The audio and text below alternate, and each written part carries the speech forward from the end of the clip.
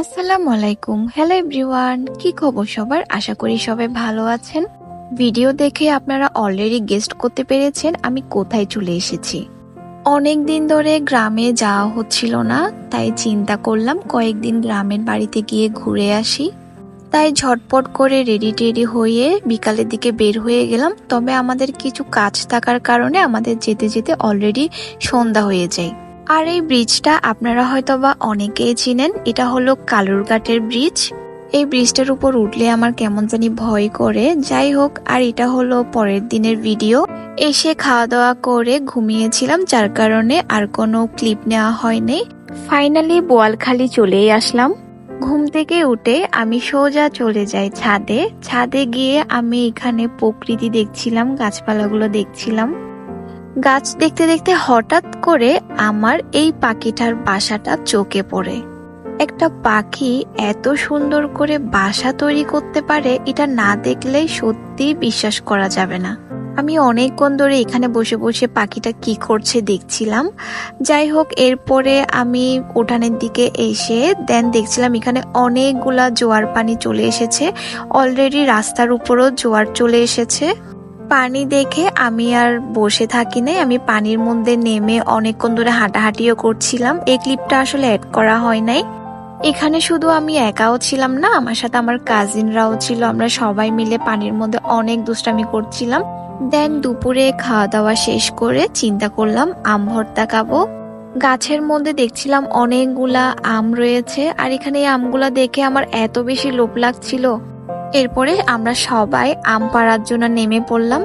আর আমি আম পাড়ার জন্য অনেকক্ষণ ধরে ট্রাই করছিলাম, কিন্তু দুঃখের বিষয় আমি একটা আমও পাড়তে পারছিলাম না। পরে আমার কাজিন আমাকে এসে এখানে হেল্প করে, আর এখানে ও অনেকগুলা আম পেড়ে দেয়। এই বছর প্রথম আম ভর্তা আমি গ্রামের বাড়িতে এসে খাচ্ছি, একদম গাছ থেকে পেড়ে। এটা আসলে আমার কাছে অনেক বেশি ভালো লাগছিল। কিছু আম পাড়ার পরে চিন্তা করলাম বাকি আরেকটা গাছ ছিল, আমরা এখান থেকেও কিছু আম পারবো। তবে আমগুলা অনেক উপরে ছিল, যার কারণে আমগুলা পাড়তে আমাদের অনেক কষ্ট হয়ে যাচ্ছিল। যাই হোক, আমরা এখানে অনেকগুলা আম পেড়ে নিই। আর এখানে শুধু কয়েকটা আম, আরো অনেকগুলা আম ছিল।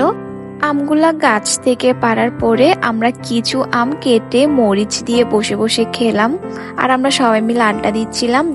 এরপরে বিকালের দিকে আমরা সব আমগুলা নিয়ে বসে পড়ি আম ভর্তা বানানোর জন্য।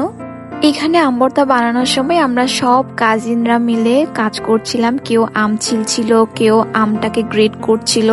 সব কাজিনরা যখন একসাথে হয় তখন অনেক বেশি আনন্দ হয়, তখন অনেক বেশি মজা হয়। ইচ্ছা করে সব সময় যেন এইরকম একসাথে থাকি।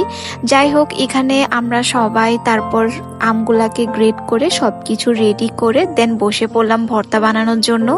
আর এখানে একটা মজার বিষয় হলো, সবাই এত বেশি প্যারা কাটছিল, আমি একটু পরপর ভিডিও করছিলাম, ওদেরকে প্রপারলি কাজও করতে দিচ্ছিলাম না। আর এই যে আমাদের আম ভর্তা রেডি হয়ে যায়, ভর্তাটা আসলে অনেক বেশি মজা ছিল। আর এটা হলো আমাদের লেট নাইট একটা পার্টি ছিল।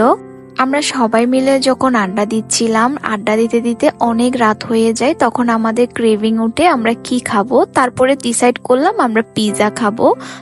বসে পড়লাম পিৎজা রেডি করার জন্য।